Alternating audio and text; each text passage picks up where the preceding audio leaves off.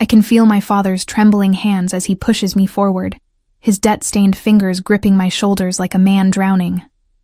The basement office of Moretti's construction company reeks of concrete dust and cold metal, but underneath it all lurks something darker. The metallic scent of fear and old blood that seems to seep from the walls themselves. "Please, Mr. Moretti." Dad's voice breaks like glass. "She's all I have left. Faith is a good girl, smart. She can work off what I owe. $78,000. Dante Moretti's voice cuts through the air like a blade, each syllable precise and terrifying. I don't turn around. I can't. My eyes remain fixed on the concrete floor, studying every crack and stain as if they might provide an escape route. Plus interest.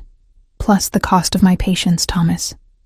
The way he says my father's name makes my skin crawl, like he's testing how it tastes, deciding whether to savor it or spit it out. Behind me, I hear the soft creak of expensive leather, probably his chair, and the whisper of fabric against fabric.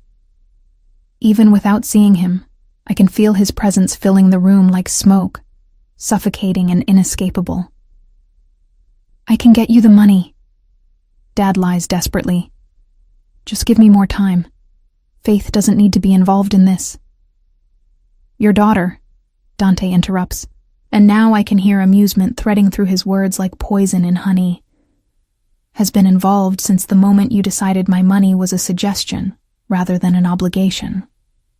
My hands shake as I clasp them in front of me, trying to hide the tremor that started the moment Dad woke me up at 3 a.m., his face gray with terror, stammering something about debts and dangerous men, and how sorry he was for everything. The thin cotton of my tank top and jeans feels insufficient against the chill that seems to emanate not just from the basement walls, but from the man somewhere behind me who holds our lives in his hands. "Look at me." The command is soft, almost gentle, but it carries the weight of absolute authority. I feel my father's grip on my shoulders tighten, whether to push me forward or hold me back. I'm not sure. My heart hammers against my ribs as I slowly turn around, forcing myself to meet the gaze of the man who has apparently purchased my future. Dante Moretti is not what I expected, and somehow that makes him infinitely more terrifying. I had pictured someone older, graying, marked by violence. Instead, the man studying me from behind an imposing oak desk appears to be in his early 30s, with dark hair perfectly styled and olive skin that speaks of Mediterranean heritage. His suit is immaculate, charcoal gray, and obviously expensive, tailored to fit his broad shoulders and lean frame with mathematical precision. But it's his eyes that steal my breath. Dark brown, nearly black, they hold an intelligence that feels predatory.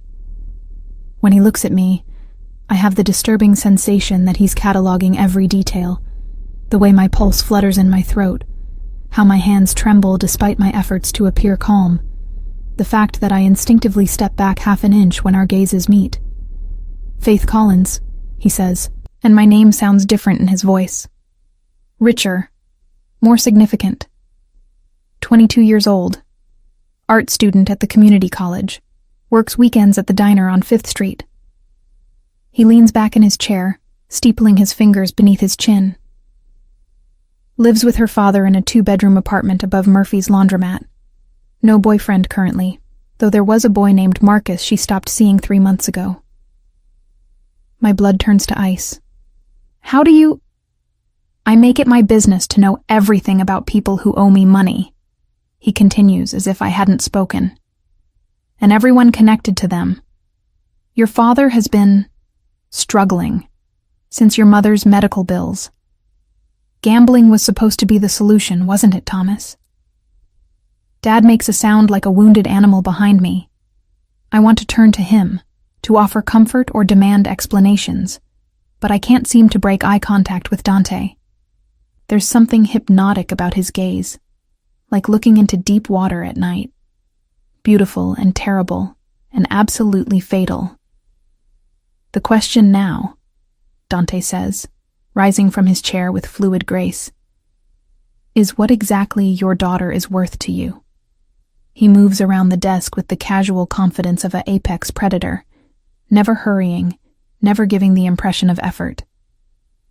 When he stops directly in front of me, I catch his scent, expensive cologne layered over something that might be cedar and smoke, with an undertone that makes my pulse race for reasons I don't want to examine. She's worth everything, Dad says quickly, but please, there has to be another way. There is. Dante's eyes never leave mine as he speaks. Faith can work for me, live in my house, take care of certain domestic responsibilities. Consider it a very personal form of employment.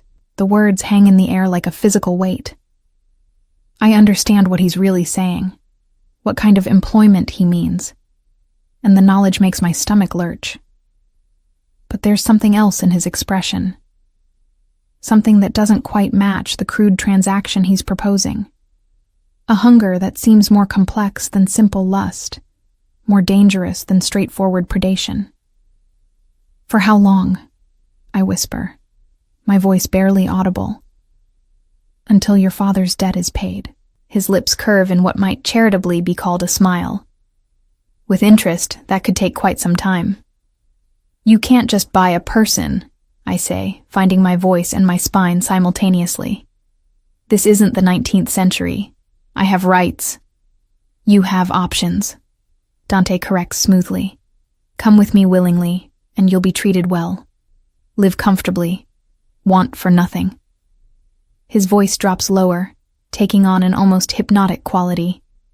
Or I can collect my debt from your father in more traditional ways. I think you have some idea of what that might involve. Behind me, Dad makes a choked sound. I don't need to turn around to know that Dante's traditional ways have been clearly communicated, probably through methods that don't require words. The sick feeling in my stomach intensifies as I realize that this isn't really a choice at all. It's the illusion of choice, dressed up in pretty words and wrapped in the pretense of civility. If I agree, I say slowly, hating myself for even considering it, what guarantee do I have that you'll honor your word? That my father will be safe? You have my word, Dante says, as if that should be enough. And my word, Miss Collins, is the most valuable currency in this city. The basement feels smaller now, the walls pressing closer as I struggle to process what's happening. Everything in my life that made sense, that had order and safety and predictability, has crumbled in the space of a few hours. My father's gambling addiction, debts I knew nothing about, a world of dangerous men and impossible choices that I never knew existed. I need to think. You have 30 seconds, Dante says, consulting an expensive watch on his wrist with theatrical precision. After that, my patience expires along with your options. 30 seconds to choose between my freedom and my father's life. 30 seconds to decide whether to enter a cage willingly or watch everything I love be destroyed. I look at Dante's face, searching for some sign of mercy or flexibility, but find only calm certainty. He's a man who gets what he wants, always. And right now, what he wants is me. Time's up, he says softly. I close my eyes, take a deep breath that tastes of concrete dust and desperation, and surrender to the inevitable. I'll do it, I whisper. When I open my eyes, Dante Moretti is smiling, and I realize with crystalline clarity that I've just signed my life away to the devil himself. The mansion Dante brings me to feels like stepping into another world entirely, one where money flows like water and power radiates from every carefully chosen detail. As his black Bentley purrs through iron gates that close behind us with mechanical finality, I press my face to the tinted window and try to comprehend the scope of what I'm seeing. The estate sprawls across what must be acres of perfectly manicured grounds, with fountains that catch moonlight like scattered diamonds, and gardens that probably cost more to maintain than most people make in a year. The house itself looms against the night sky like something from a Gothic novel, all soaring spires and elaborate stonework, windows glowing amber in the darkness like watchful eyes. "Welcome home," Dante says from beside me, his voice carrying an undertone of satisfaction that makes my skin crawl. Home. The word tastes bitter in my mouth. This palace of marble and malice will never be home, no matter how long I'm forced to stay here.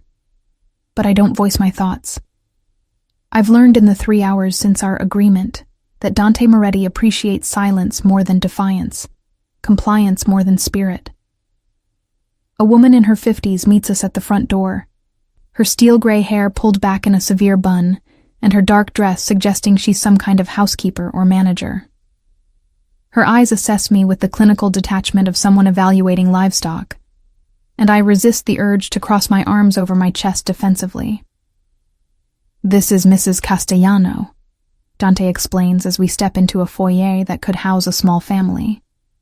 "She manages the household staff and will help you adjust to your new circumstances." Mrs. Castellano nods curtly. "Miss Collins, your room has been prepared. If you'll follow me, I'll show you to your quarters and explain the house rules." House rules. Of course there are rules. I trail behind her through corridors lined with artwork that belongs in museums, my sneakers squeaking against marble floors that reflect our passage like mirrors. Everything here screams wealth and power, the kind of old money influence that shapes cities and destroys lives with equal ease. "Mr. Moretti rises at 6, Mrs. Castellano explains as we climb a curved staircase that probably cost more than my father's annual salary. Breakfast is served in the smaller dining room at 6:30. You're expected to join him unless explicitly told otherwise. We pass door after door, each one closed and mysterious. How many rooms does one man need? How many secrets can these walls contain? Lunch is typically business-related and rarely served at home. Dinner is at 8 sharp in the main dining room. Mr. Moretti values punctuality above all else. She pauses at a door near the end of the hallway, producing a key from somewhere in her dress. "This is your room." The space she reveals takes my breath away. It's larger than the entire apartment I shared with Dad, decorated in soft blues and creams that should feel soothing, but somehow manage to feel like a beautiful prison. A king-sized bed dominates one wall, covered in linens that probably cost more than my car. Floor-to-ceiling windows offer a view of the gardens below, and I notice immediately that they're fitted with decorative iron bars.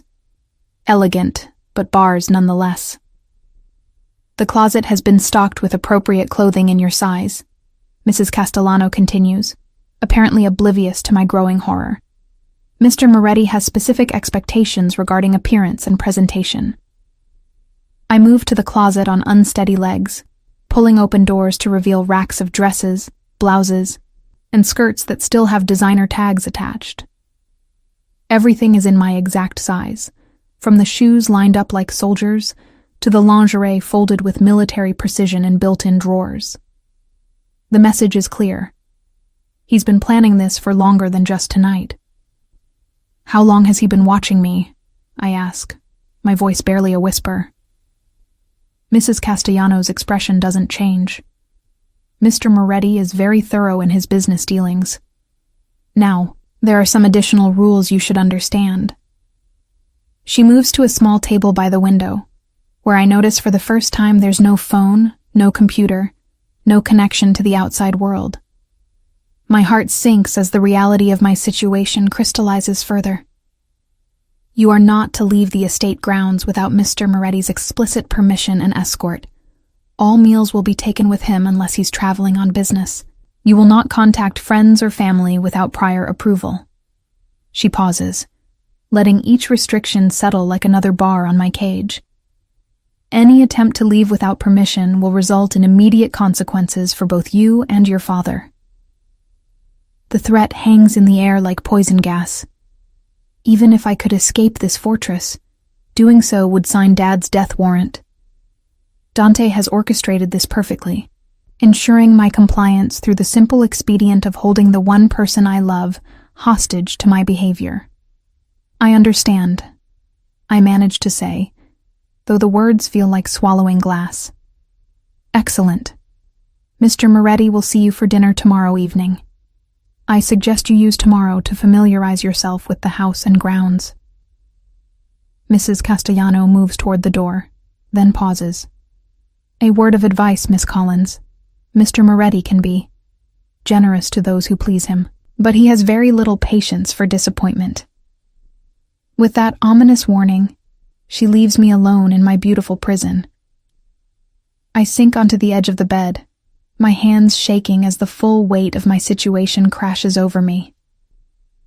3 days ago, my biggest worry was passing my art history midterm. Now I'm trapped in a mansion with a man who bought me like property, surrounded by luxury that feels more like mockery than comfort. The clothes in the closet aren't just expensive. They're possessive. Someone has studied my body, my measurements, my preferences, and chosen every item to transform me into whatever vision Dante Moretti has of the perfect captive. The thought makes my skin crawl. I move to the window, pressing my palms against the cool glass and staring out at the grounds below. In the distance, I can see lights moving. Security patrols, probably. Even if the bars weren't there, even if I could somehow make it past whatever sophisticated alarm system undoubtedly protects this place, where would I go? Dante's reach extends far beyond these walls. He found out everything about my life before our first meeting.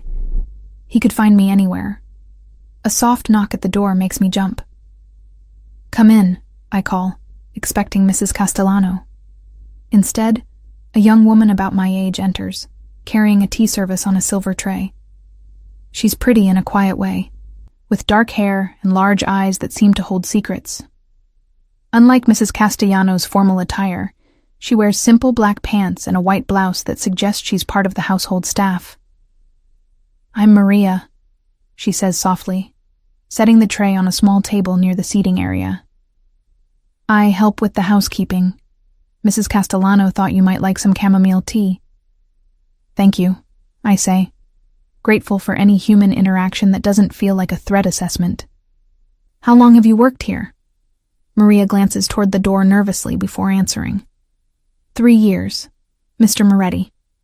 He's not like the stories people tell. He can be kind, in his way. The careful way she phrases this tells me more than her actual words.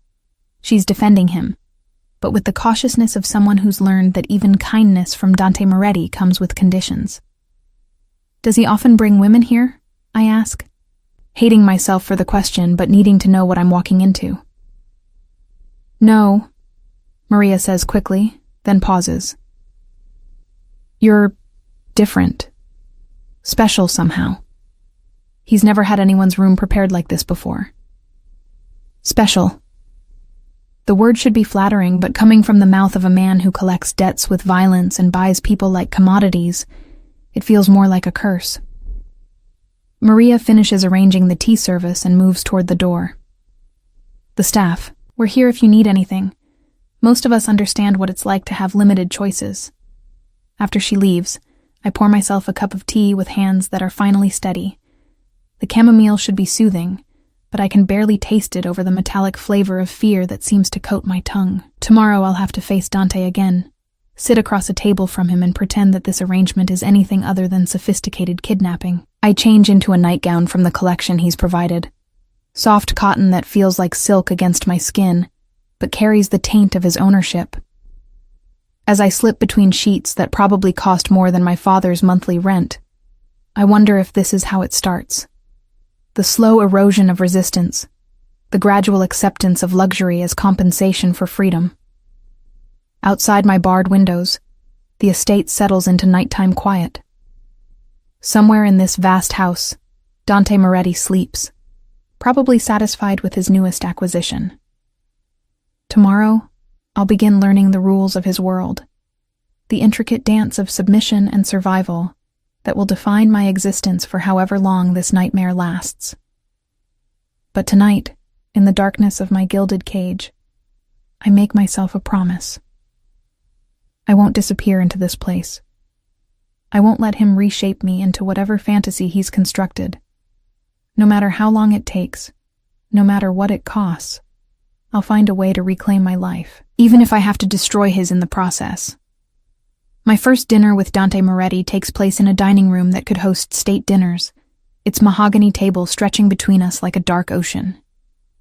Crystal chandeliers cast prisms of light across bone china and sterling silver, while oil paintings of stern-faced men in expensive suits watch from gilded frames. His ancestors, perhaps, or simply other powerful men whose approval he's purchased along with their portraits. I've chosen my outfit carefully from the wardrobe he provided. A midnight blue dress that's elegant without being provocative, paired with low heels that won't handicap me if I need to run. Not that running would accomplish anything in this fortress, but the illusion of preparedness helps calm my nerves. Dante enters precisely at 8, dressed in a charcoal suit that transforms him from dangerous to devastatingly handsome. His hair is perfectly styled, his shoes polished to mirror brightness, and when he smiles at seeing me, I catch a glimpse of straight white teeth that somehow remind me of a predator's fangs. "You look beautiful," he says, moving to pull out my chair with old-world courtesy that feels more threatening than gallant. "The dress suits you perfectly." Of course it does. He chose it, probably studied photographs of me for weeks to determine exactly what would complement my skin tone and body type. The knowledge that he's been watching me, cataloging my preferences and habits like a scientist studying a specimen, makes my appetite disappear entirely. "Thank you," I manage to say, as he takes his seat across from me. The distance feels both too far and not nearly far enough. Staff members appear as if summoned by telepathy, setting down courses with silent efficiency. The food is exceptional. Some kind of herb-crusted fish with vegetables that taste like they were harvested from heaven itself, but I can barely force myself to take small, polite bites. Everything tastes like submission. "You're not eating," Dante observes, cutting his own meal with surgical precision. "Mrs. Castellano mentioned you didn't touch your lunch either." "I'm not particularly hungry," I reply, trying to keep my voice steady. "Stress affects my appetite." "Stress." He repeats the word as if tasting it, considering its flavor. "What specifically is causing you stress, Faith? The accommodations? The staff? Something I can remedy?" The casual way he says my name, like we're old friends rather than captor and captive, makes my skin crawl. "I think you know exactly what's causing me stress. Enlighten me." I set down my fork and meet his eyes directly, drawing on reserves of courage I didn't know I possessed. "You bought me, like a painting or a piece of furniture. You've locked me in a cage, no matter how beautiful the bars are. And you're asking why I'm upset." Something flickers in his dark eyes. Surprise, perhaps, or approval. "You have spirit. I wondered if you'd try to hide it." "Would you prefer me to?" "No." The word comes out rougher than his usual polished tone. "I prefer honesty in all its forms." "Then honestly, I want to know what you expect from me. What exactly does this employment entail?" Dante leans back in his chair, studying me with that predatory attention that makes me feel like prey caught in crosshairs. "What do you think it entails?" Heat floods my cheeks, but I force myself to maintain eye contact.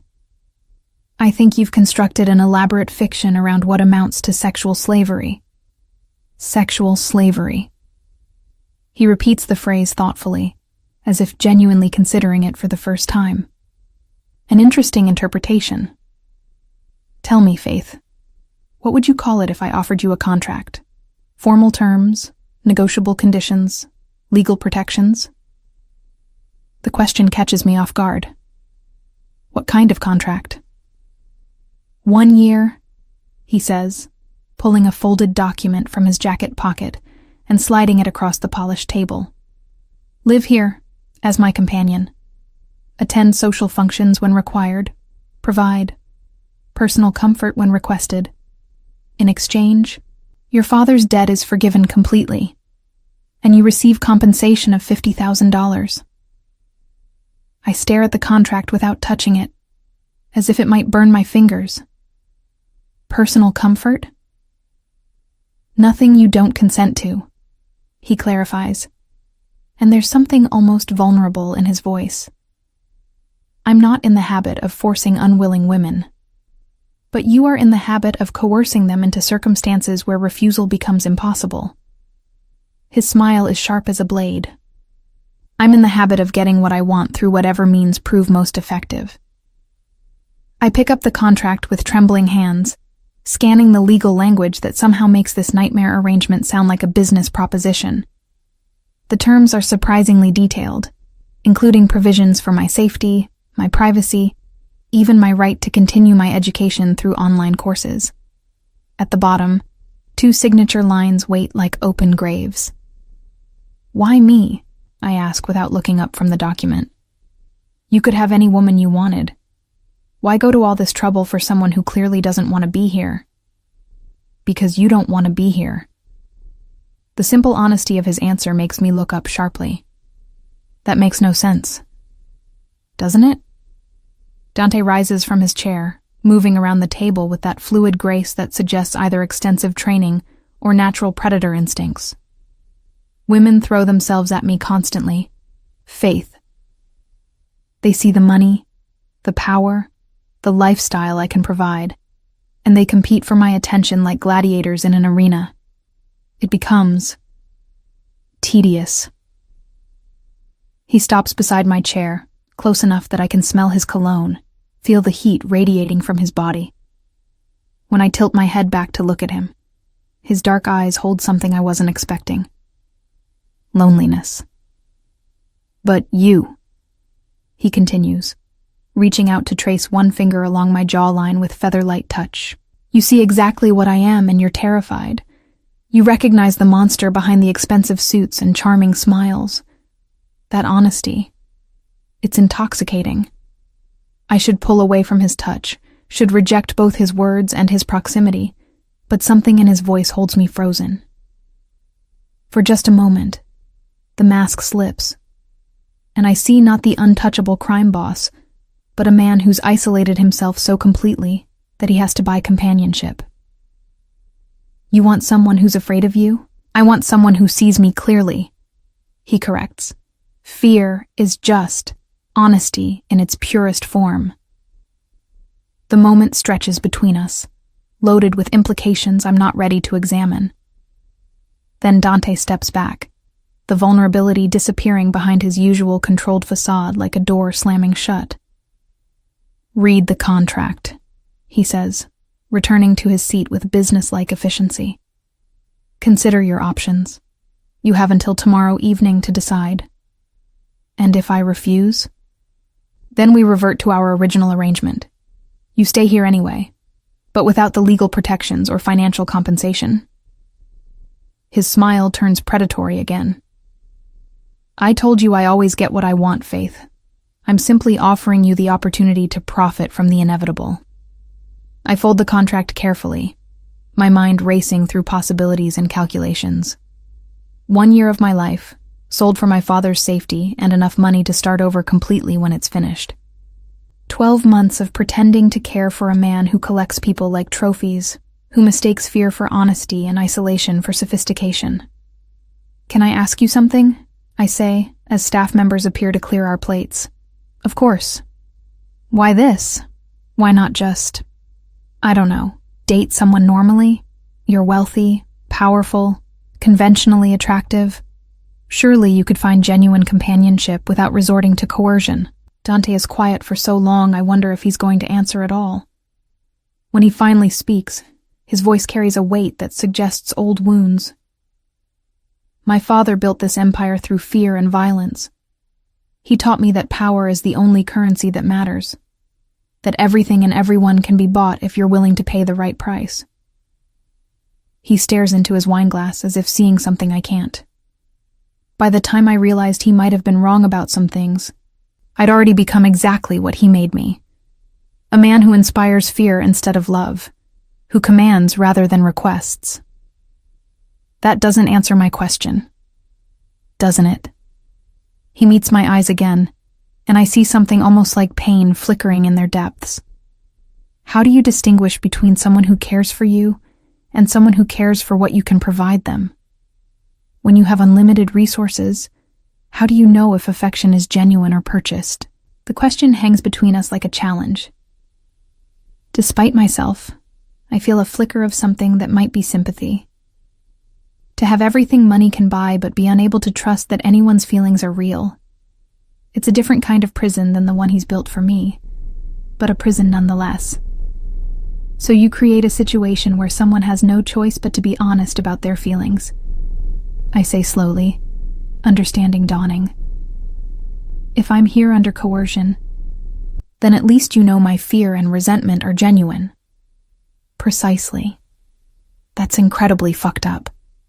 His laugh is genuinely amused, transforming his face in a way that makes him look younger and infinitely more dangerous.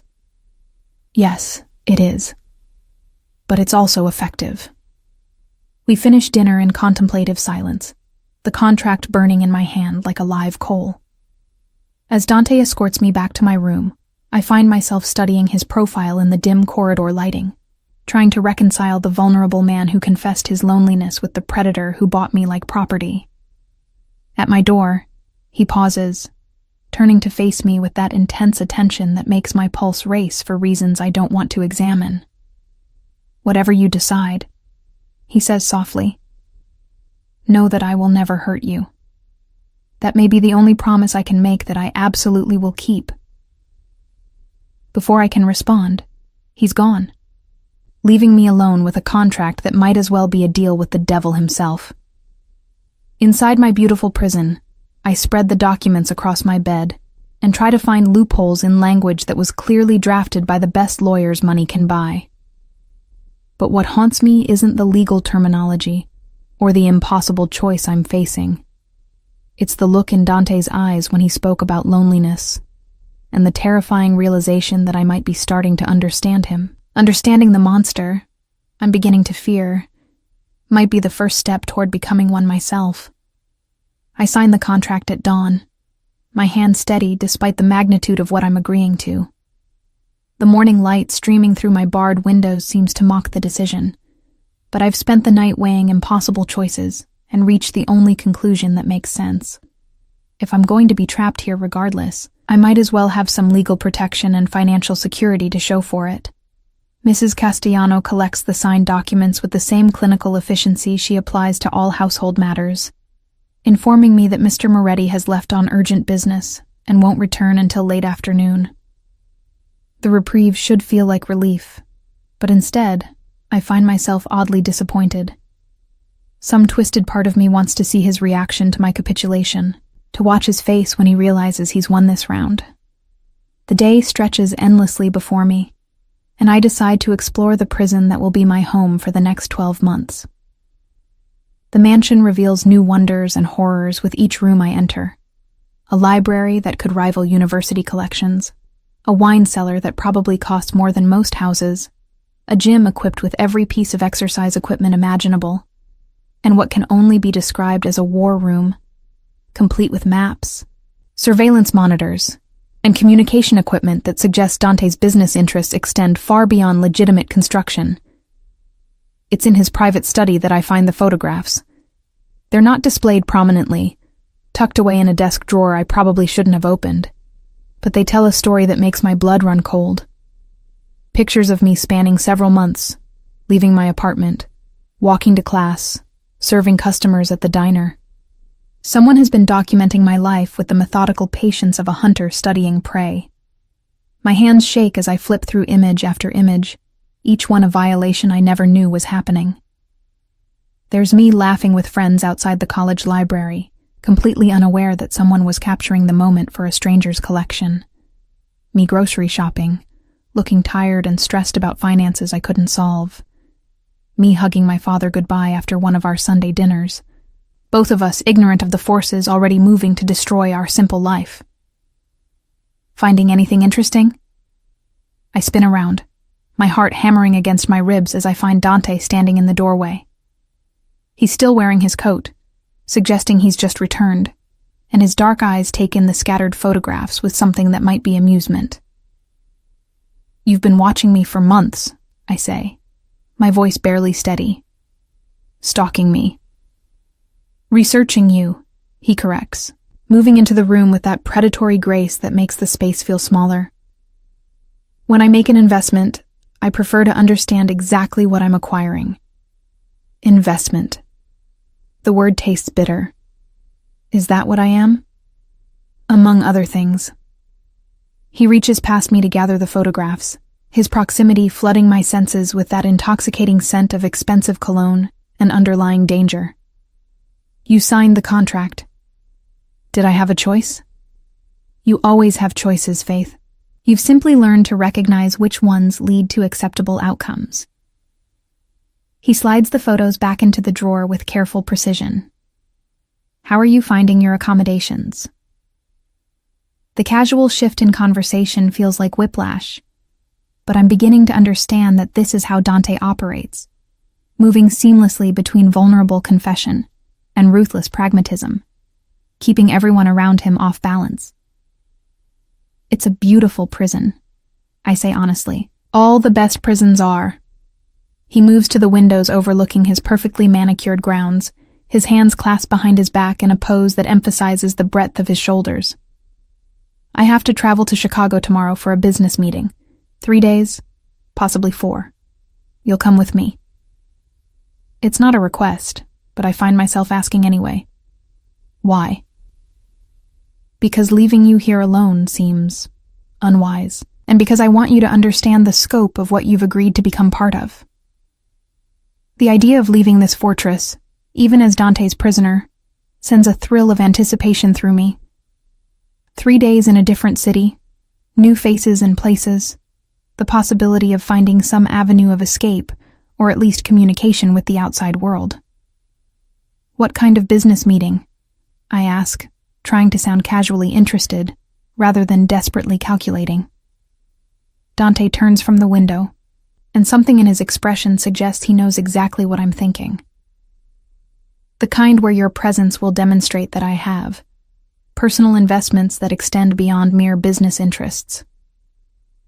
You want to show me off? I want to establish certain facts about our relationship that will protect you from people who might otherwise see you as a weakness to exploit. The words chill me more than any direct threat could. Until this moment, I hadn't fully grasped that signing his contract means entering a world where being connected to Dante Moretti makes me a target for his enemies. What kind of protection are we talking about? The kind that requires you to play your part convincingly. He moves closer, close enough that I have to tilt my head back to maintain eye contact. In Chicago, you'll be introduced as my companion. Not my employee, not my prisoner, but someone I care for. Deeply. And what does that involve, exactly? Intimacy without sexuality. Affection without genuine emotion. The appearance of a relationship sophisticated enough to suggest that harming you would have severe personal consequences for me. His fingers trace along my jawline with the same feather-light touch he used at dinner, and I hate how my pulse quickens in response. Do you think you can manage that level of performance? Looking into his dark eyes, seeing the challenge in something else, something that might be hope, I realize this is another test. Not just of my acting ability, but of my willingness to fully enter his world and all its dangerous complexities. I'm a quick learner, I say, proud of how steady my voice sounds. I believe you are. His thumb traces across my lower lip with deliberate slowness, and I feel heat flood my cheeks in response to the intimate gesture. There's something else you should understand about Chicago. What? We'll be sharing a suite, 1 bedroom. Before I can protest, he continues. Nothing will happen that you don't explicitly consent to, but appearances must be maintained. Separate rooms would suggest a business arrangement rather than a personal one. My mouth goes dry as the implications sink in. 3 nights in close proximity to a man who owns me legally, but claims he won't force physical intimacy. 3 nights of pretending to care for someone who terrifies and confuses me in equal measure. I understand, I manage to say. Do you? Dante steps back, giving me space to breathe again. Because once we leave this house together, Faith, everything changes. Here, you can maintain the fiction that you're simply an unwilling prisoner, fulfilling contractual obligations. But out there, in my world, you become mine in ways that extend far beyond legal documents. The word mine sends an involuntary shiver through me.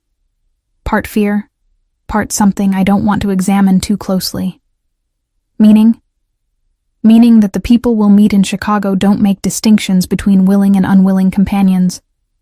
They'll see you as an extension of me, a representation of my power and taste and judgment. Any disrespect shown to you becomes disrespect shown to me. Any threat against you becomes a threat against my reputation. I sink into one of the leather chairs facing his desk, overwhelmed by the complexity of what I'm walking into. So, I become a target. You become protected in ways most people can't imagine, he corrects. But yes, you also become a target for anyone foolish enough to think they can use you to hurt me. And what happens to people who try? Dante's smile is sharp as a blade and twice as dangerous. Nothing that should concern you. The casual way he dismisses what is clearly a promise of violence makes my stomach clench.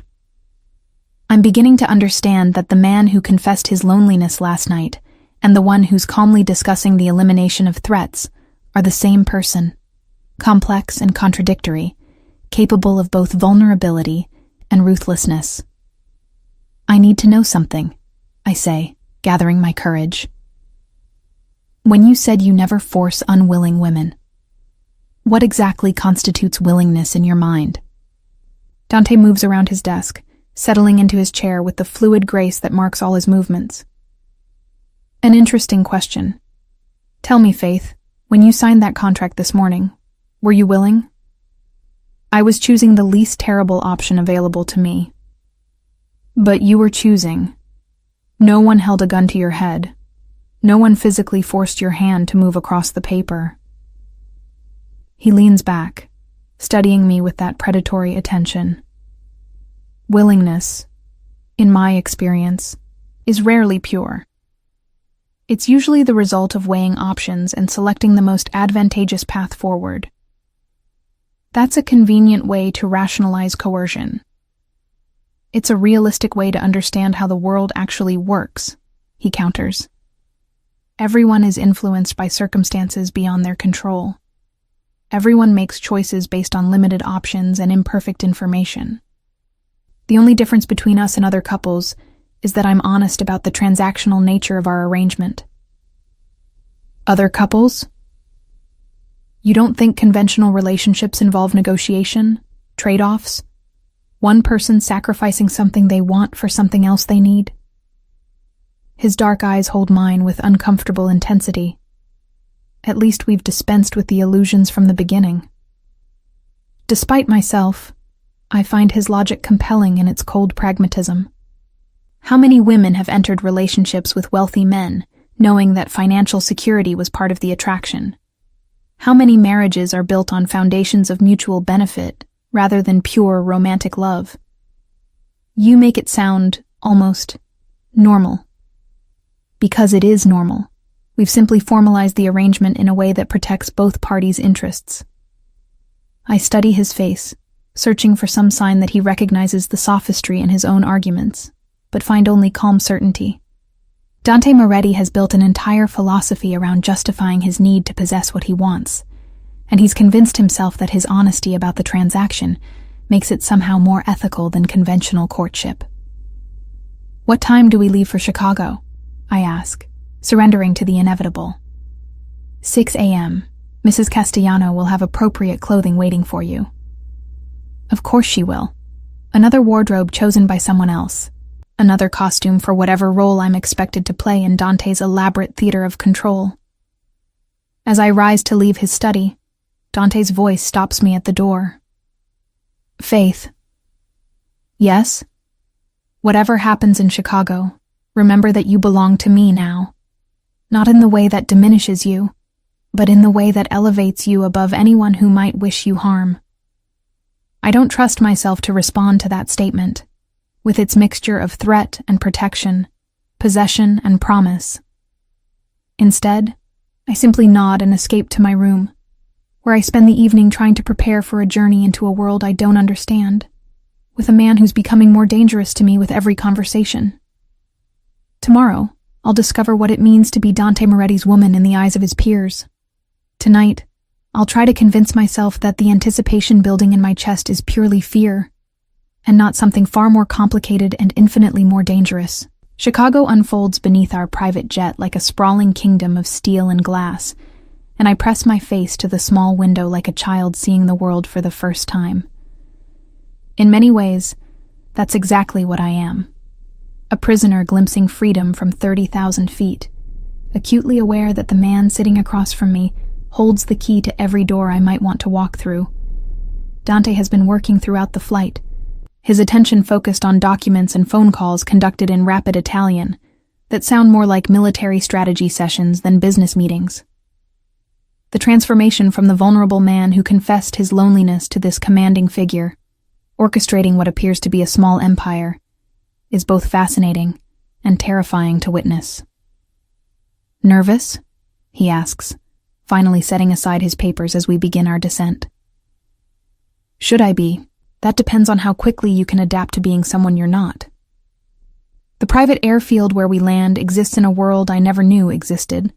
Sleek black cars waiting on tarmacs, men in expensive suits who radiate the same dangerous authority as Dante, women who look like they stepped from magazine covers but carry themselves with predatory grace.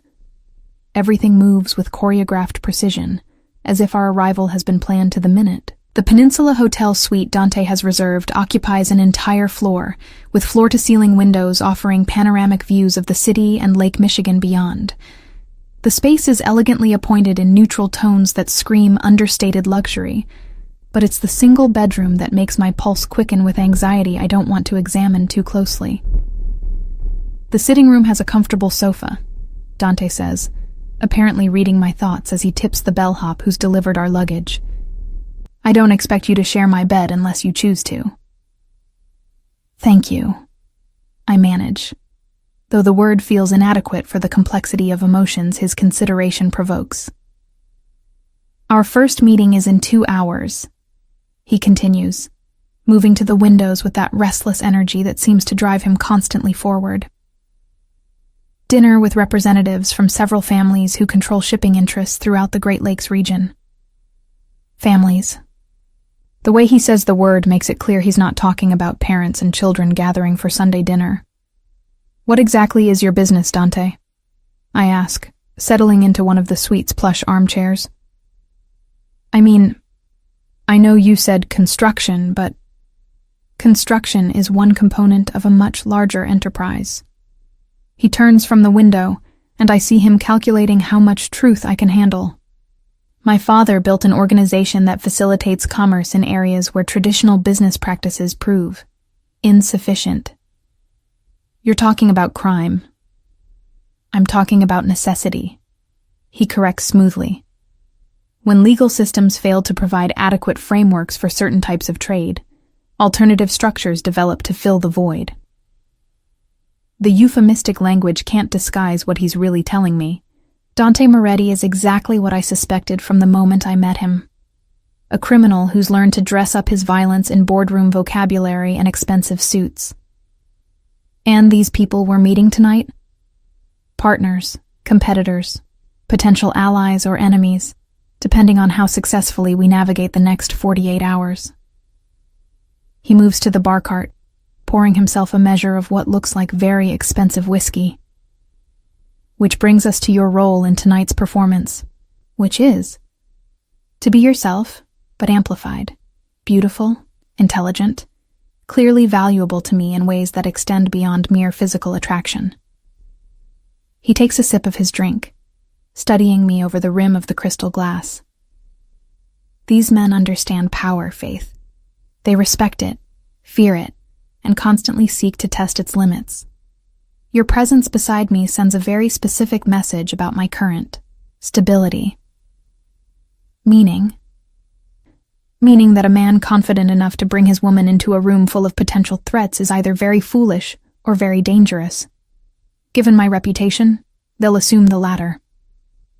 The casual way he refers to me as his woman should infuriate me, but instead it sends a complicated thrill through my system that I refuse to acknowledge. I'm playing a role, nothing more. The fact that some part of me is beginning to find the role seductive is a problem I'll deal with later. What happens if they test those limits? Dante's smile is sharp as a blade. Then they learn why testing me is generally considered inadvisable. 2 hours later, I'm wearing a dress that cost more than my father's monthly rent and feeling like an actress who's forgotten her lines. The black silk clings to every curve while managing to maintain an elegant sophistication that transforms me into someone I barely recognize. Dante has chosen jewelry to accompany the outfit. A diamond necklace that probably costs more than most houses, with matching earrings that catch the light like captured stars. "You look exquisite," he says, emerging from the bedroom in a tuxedo that transforms him from dangerous to devastating. "Every man in that room will envy me tonight. And every woman will pity me for being with a criminal. Every woman will envy you for being with a man who can provide this level of luxury and protection." He moves behind me, his hands settling on my shoulders as we both regard our reflection in the suite's full-length mirror. "Don't underestimate the appeal of danger, Faith. It's intoxicating in ways that safety can never be." Looking at our reflection, him dark and commanding behind me transformed into someone elegant and mysterious, I can see what he means. We look like we belong together, like two pieces of an elaborate puzzle that create something more dangerous and beautiful than either could achieve alone. The restaurant Dante has chosen for tonight's meeting exists in a world of old money and older secrets. Private dining rooms with wine collections that span centuries, servers who move like shadows and hear nothing worth repeating. An atmosphere that suggests conversations here shape the destinies of cities and nations. Our dining companions are exactly what I expected, and nothing like I imagined. The men radiate the same controlled menace as Dante, but each carries it differently. One with jovial bonhomie that masks calculation, another with arctic coldness that makes conversation feel like navigating a minefield. Their women are uniformly beautiful and universally silent, decorative accessories who've learned that survival in this world requires knowing when to speak and when to disappear into the background. "Dante," the oldest of the men says, rising as we approach the table. "And this must be the lovely Faith we've heard so much about." "Heard about?" I manage to keep my expression neutral as Dante's hand settles possessively on the small of my back. But internally I'm reeling. How many people know about me? How far does Dante's world extend? "Gentlemen, ladies," Dante responds smoothly, "may I present Faith Collins? Faith, these are some very dear friends who've been eager to meet you." The introductions flow past me in a blur of names and faces that I know I'll need to remember but can barely process. Vincent Marconi, who controls shipping through the Great Lakes. Richard Santos, whose import business apparently extends from Mexico to Montreal. James Chen, whose legitimately successful restaurant empire provides cover for activities I probably don't want to understand. Throughout the elaborate meal that follows, I find myself playing a role I never auditioned for, but somehow know instinctively. Charming but not flirtatious, intelligent but not challenging, clearly devoted to Dante but not obviously intimidated by him. The other women watch me with the calculating attention of professionals assessing a newcomer's technique, and I realize I'm being evaluated on multiple levels simultaneously. Faith is completing her degree in art history, Dante mentions during a lull in conversation about shipping routes and territorial boundaries. She has a particular expertise in Renaissance masters. "How fascinating," Vincent's wife, a stunning blonde who can't be older than 25, says with the first genuine interest she's shown all evening. "I've been trying to authenticate a Caravaggio that might be coming available. Perhaps you could offer some insight." For the next 20 minutes, I find myself discussing art authentication techniques and the peculiarities of Caravaggio's use of chiaroscuro, grateful to have stumbled onto a topic where my knowledge allows me to contribute meaningfully to the conversation. It's only when I notice the subtle smile playing around Dante's lips that I realize this entire exchange has been orchestrated. Another demonstration of my value that extends beyond mere ornamentation.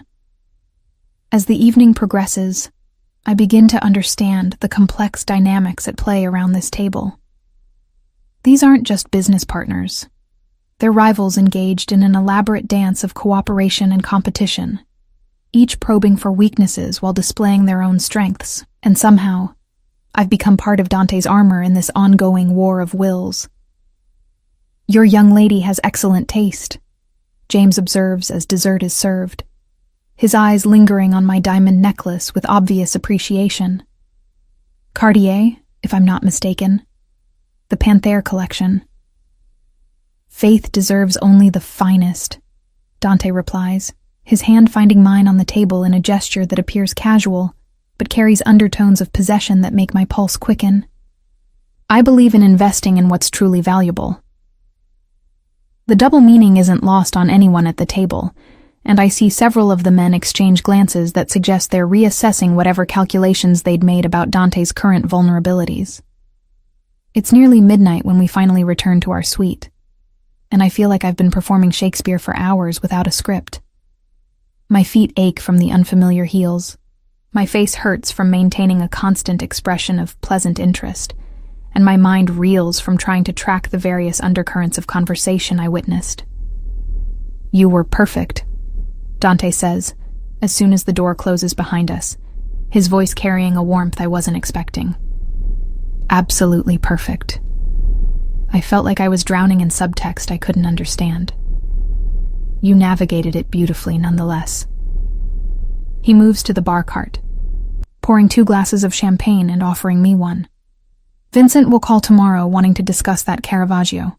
Richard's wife spent the entire evening studying your jewelry and dress, trying to calculate their cost. And James..." Dante's smile turns predatory. "James made the mistake of showing too much interest in what's mine. The possessive way he says mine should annoy me, but instead it sends heat flooding through my system in ways I don't want to examine. The champagne doesn't help, bubbles loosening inhibitions I've been carefully maintaining all evening." "What happens tomorrow?" I ask, settling onto the suite's luxurious sofa with my glass. "More meetings, more performances, more opportunities for you to demonstrate why you're invaluable to me." Dante settles beside me, close enough that I can smell his cologne and see the flecks of gold in his dark eyes.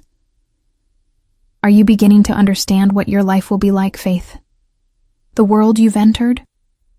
Looking at him in the dim lighting of the suite, seeing the combination of power and vulnerability that makes him so dangerously compelling, I realize I am beginning to understand. This isn't just about repaying my father's debt, or even about Dante's twisted need for honest fear. This is about being drawn into a world where luxury and violence dance together, where protection and possession are different words for the same thing. "I'm beginning to understand that you're more complicated than I thought," I say honestly. "And how do you feel about complicated?" The question hangs in the air between us, loaded with implications that extend far beyond our contractual arrangement. Looking into his eyes, seeing the hunger and hope warring in their depths, I realize I'm standing at the edge of a precipice that has nothing to do with the danger he represents, and everything to do with the man behind the monster. "I think," I say carefully, "that complicated might be more dangerous than simple evil." Dante's laugh is rich and genuine, transforming his face in ways that make my breath catch. "You're absolutely right. And yet here you are." Here I am indeed, trapped in a luxury suite with a man who owns me legally, but seems increasingly desperate for me to want to be owned. Tomorrow will bring more performances, more tests, more opportunities to lose myself in a role that's becoming harder to distinguish from reality. Tonight, I'll try to remember why I should be afraid of him, and pray that I can resist the growing temptation to discover what might happen if I stop fighting what I'm beginning to feel. Our final day in Chicago begins with news that shatters whatever fragile peace I'd managed to construct around our arrangement. Vincent Marconi is dead, found in his hotel room with 2 bullets in his chest and his wife missing. The morning that should have brought our last business meeting instead brings police sirens, federal agents, and the stark realization that the world I've entered kills people with casual efficiency. I watch Dante receive the news through a series of rapid phone calls conducted in Italian and English, his face becoming a mask of controlled fury as details emerge. Vincent's death wasn't random. It was a message. A declaration of war from someone bold enough to strike at Dante's allies while we're all gathered in neutral territory. "Pack your things," Dante says after ending his final call, his voice carrying an edge I haven't heard before. "We leave in 30 minutes. What about Vincent's wife?" "Elena is safe. She's been moved to protective custody by people who understand the situation better than the local authorities." He moves to the suite's windows, staring out at Chicago's skyline with the intensity of a general surveying a battlefield. "This changes everything, Faith." "How?" "Whoever killed Vincent knows about you, knows that you matter to me." He turns from the window, and I see something in his eyes that might be fear. Not for himself, but for me. "They'll come for you next, to test whether I'll burn down half the country to keep you safe." The casual way he mentions burning down half the country tells me more about Dante's capabilities than months of gentle interrogation could have revealed. This isn't just a successful businessman with questionable associates. This is a man who commands resources that could reshape the criminal landscape of an entire region. "Will you?" I ask, surprised by my own boldness. "Burn down half the country for me?" Dante's smile is sharp as a blade and twice as dangerous. "Without hesitation." The flight back to New York passes in tense silence, broken only by Dante's constant stream of phone calls arranging security measures I can't fully comprehend. By the time we land, I've counted at least 6 different sets of instructions given to people whose names I don't recognize, but whose voices carry the crisp efficiency of professional soldiers. The estate that felt like a prison when I first arrived now seems like a fortress under siege. Additional security personnel patrol the grounds with weapons that are no longer concealed, while technicians install surveillance equipment that transforms every approach to the house into a monitored kill zone. Whatever war Dante is preparing for, he's treating it with the seriousness of a man who understands exactly what defeat would cost. "How long will this last?" I ask, as we watch armed men position themselves around the property's perimeter. "Until I find who killed Vincent and eliminate the threat they represent," Dante replies with the calm certainty of someone discussing a routine business transaction. "Could be days, could be weeks. And in the meantime?" "In the meantime, you don't leave this house without me. You don't answer doors or phones unless I'm present. You don't trust anyone except the people I specifically identify as safe." His hand settles on my shoulder, warm and surprisingly gentle given the circumstances. "I know this isn't what you signed up for, Faith, but..." "Actually," I interrupt, surprising both of us. "I think it is exactly what I signed up for. I just didn't understand it at the time." Something shifts in Dante's expression as he processes my words. "And how do you feel about that understanding?" The question forces me to confront truths I've been avoiding since Chicago. Watching him navigate a world of violence and luxury with equal skill, seeing the way powerful men defer to his judgment, while beautiful women calculate the cost of his jewelry, I've begun to understand that Dante Moretti isn't just dangerous. He's exactly the kind of dangerous that some part of me finds irresistibly compelling. I feel like I'm in deeper than I ever imagined possible. I say honestly, "Do you want out?" The offer catches me off guard. After months of insisting I have no choice, he's suddenly presenting an escape route I never expected. What would that involve? New identity, new city, enough money to start over completely. Dante's voice is carefully neutral, but I catch something underneath that might be hope or dread. Complete severance from me and everything I represent. I study his face, searching for some indication of what answer he wants, but find only carefully controlled neutrality. The man who bought me like property is offering me freedom, and somehow that gesture tells me more about his feelings than any romantic declaration could. Why now? Because Vincent's death proved that being connected to me puts you in genuine mortal danger. His jaw tightens with something that might be self-hatred.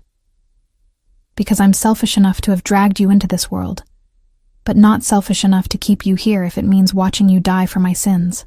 The vulnerability in his admission breaks something loose in my chest. For 6 months, I've seen Dante as a monster who uses his wealth and power to steal what he wants. But the man standing before me, offering to give up what he claims to treasure most in order to keep me safe, is far more complex than any simple villain. And if you stay, you become mine completely. Not just contractually, but in every way that matters. His voice drops to something barely above a whisper. You become the person I protect above all others, the one whose safety matters more than my own life. And you become mine? The question surprises him. I can see it in the way his eyes widen slightly, as if the possibility of reciprocal possession never occurred to him. If you want me, he says carefully. I move closer to him, close enough to see the flecks of gold in his dark eyes, close enough to smell the cologne that's become associated in my mind with danger and protection in equal measure. I want to understand something, I say, reaching up to trace the line of his jaw with fingertips that tremble slightly. When you first saw me in that basement, what did you really see? A woman who was terrified but refusing to break. His voice is rough with emotion I wasn't expecting. Someone who looked at me and saw exactly what I was, but didn't flinch away from it. And what am I to you now? Everything, he says simply. The answer to questions I didn't know I was asking. The solution to problems I couldn't solve. The one person in the world who sees me completely and chooses to stay anyway. The last part stops my breath entirely. Because somewhere in the past weeks, without consciously deciding to, I have chosen to stay. Not just because of contracts or threats or lack of alternatives, but because this complicated, dangerous man has become necessary to me in ways I'm only beginning to understand. I'm not choosing to stay because I don't have other options, I tell him, my voice steady despite the magnitude of what I'm admitting. I'm choosing to stay because I want to know what happens next, between us. Dante's response is immediate and overwhelming. His hands frame my face as his mouth finds mine in a kiss that carries months of suppressed hunger and careful restraint finally released. When we break apart, both of us breathing hard, I see something in his eyes that looks like wonder. Are you sure? He asks, his forehead resting against mine. I'm sure that I want to find out. What happens next unfolds with the inevitable momentum of forces too long held in check. Dante's mouth finds mine again, and this time, I don't hold back the response that's been building since Chicago. His hands in my hair, my fingers working at the buttons of his shirt. The careful distance we've maintained for weeks dissolving into something that feels like coming home and jumping off a cliff simultaneously. When he lifts me into his arms, carrying me toward the master bedroom I've never entered, I don't protest. When he sets me down beside his enormous bed, his eyes asking permission for what comes next, I answer by reaching for the zipper of my dress. Making love with Dante Moretti is nothing like I expected, and everything I didn't know I needed. He's gentle when I need gentleness, demanding when I need to be claimed, and thoroughly present in ways that make me understand why he spent months orchestrating this moment. When he moves inside me, his eyes locked on mine, I finally understand what he meant about honesty being intoxicating. There's no pretense between us now, no careful performance or calculated seduction. Just two people who found something in each other that neither expected, but both desperately needed. Afterward, as we lie tangled together in sheets that smell like expensive cologne and satisfaction, Dante traces patterns on my bare shoulder, with fingers that shake slightly. No going back now, he says softly. No going back. I agree, and mean it completely. Outside, his security team continues their vigilant patrol of the grounds. Tomorrow will bring new challenges, new dangers, new tests of whatever we've built between us. But tonight, in the safety of Dante's arms and the fortress he's built around us, I finally understand what it means to be Faith Moretti. Not just in name, but in every way that matters. The woman who walked into that basement 6 months ago was terrified of the monster she found there. The woman lying in his bed tonight has discovered something far more dangerous than any monster.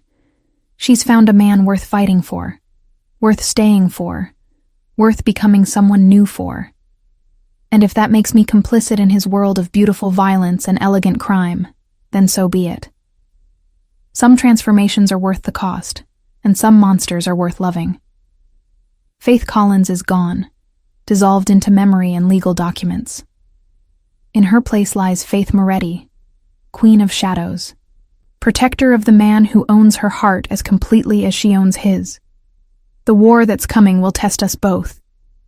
But whatever tomorrow brings, we'll face it together. Two people who found love in the most unlikely place and decided it was worth any price the world might demand. Outside our windows, Chicago burns with lights that seem to promise both beauty and danger in equal measure.